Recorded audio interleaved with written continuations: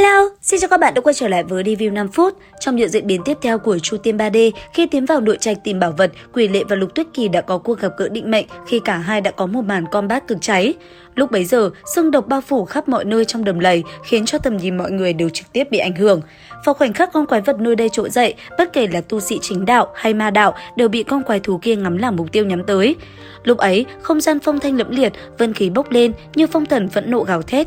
Quỷ Lệ ở giữa không trung cảm nhận được nguy hiểm. Bỗng nhiên, hai xuất độc, tay trái kết ấn, tay phải pháp quyết, sắc mặt đồng thời ngưng trọng lại.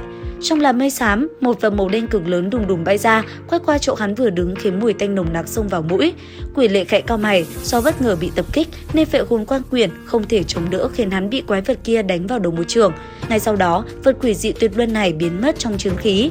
Quái vật đó chẳng thấy đâu, thân thể tuy lớn nhưng tốc độ cũng không chậm. Thêm vào chướng khí quần cuộn dày đặc, chỉ chốc lát sau, nó đã biến mất trong màn sương mù. Tại một khắc định thần, Quỷ Lệ quyết định đuổi theo con quái vật kia. Trong khi Quỷ Lệ nắm chặt Phệ Hồn Bổng trong tay lao lên, muốn đánh về phía quái vật vừa làm mình bị thương, thì Lục Tuyết Kỳ cách đó không xa nhìn thấy ánh sáng màu đỏ lóe lên từ pháp bảo, khiến nàng tưởng rằng đó là do quái vật tạo thành, nên không chậm trễ, nàng cũng cầm Thiên Gia Thần Kiếm phóng người lên. Khoảnh khắc khi vũ khí va chạm, hai người tự hồ đều thất kinh. Trong đó có 3 phần cảm giác quen thuộc và 7 phần thầm ngạc nhiên về đạo hạnh cao siêu của đối phương. Lúc này, do chân khí dày đặc khiến bọn họ vẫn chưa nhận ra nhau. Bởi vậy, sau một khắc, hai thân ảnh lại lao vào nhau quyết chiến.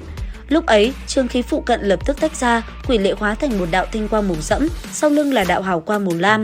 Hai người đen lên hạ xuống, di hình hoán vị như điện quang đuổi bắt không ngừng trong độc khí dày đặc. Những nơi hai người lướt qua, phân vụ ngùn ngụt cứ thế bốc lên. Trong lúc đuổi bắt, Quỷ Lệ nhíu chặt lông mày, hắn thầm nghĩ người phía sau đạo hạnh cực cao, sát khí cũng rất mạnh. Chỉ trong chốc lát, ngay tại nơi sấm rung chớp giật, Phệ Hồn và Lam Sắc Kiếm mang giao đấu kịch liệt. Tiếng vang ầm ầm, trường khí ảo ạt, dần dần hình thành một xoáy lốc giữa trung tâm hai pháp bảo.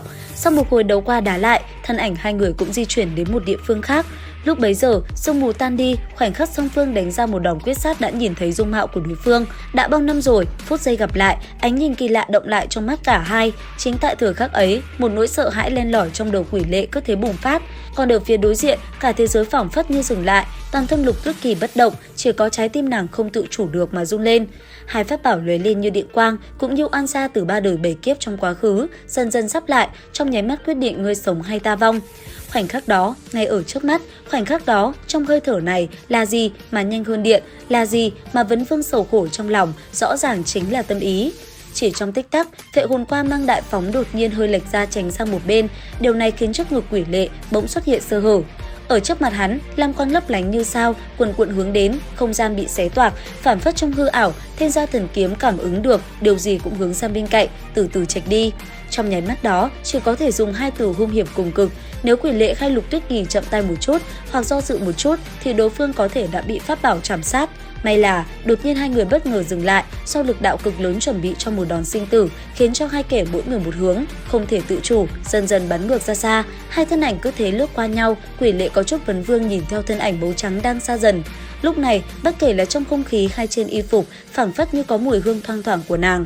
Mà cách đó không xa, thân ảnh mỹ lệ của Lục Tuyết Kỳ cũng đang ngoảnh lại. Trong ánh mắt sâu thẳm ấy là bóng hình của Trương Tiểu Phàm ngày ấy, là bóng hình nam tử đã khắc sâu trong tim nàng. Trời đột nhiên sáng ra, Quỷ Lệ chợt bừng tỉnh, chỉ thấy dưới chân bỗng hiện ra một rừng rậm xanh rì vô cùng vô tận. Hắn liền hạ dần xuống, ở lưng chừng trời, mây mờ lưu động. Bất ngờ chẳng biết từ lúc nào, bản thân đã đột phá được màn chướng khí kỳ lạ phía sau, cuối cùng đã đến giữa nội trạch hung hiểm.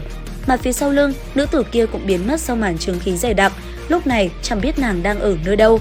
Cuộc gặp gỡ định mệnh sau hàng chục năm cứ thế chấm dứt, để lại trong lòng hai con người sự rung động không thể tả xiết. Có thể nói đây là một phân cảnh rất đáng mong chờ, đúng không các bạn? Video đến đây là hết. Xin chào và hẹn gặp lại các bạn.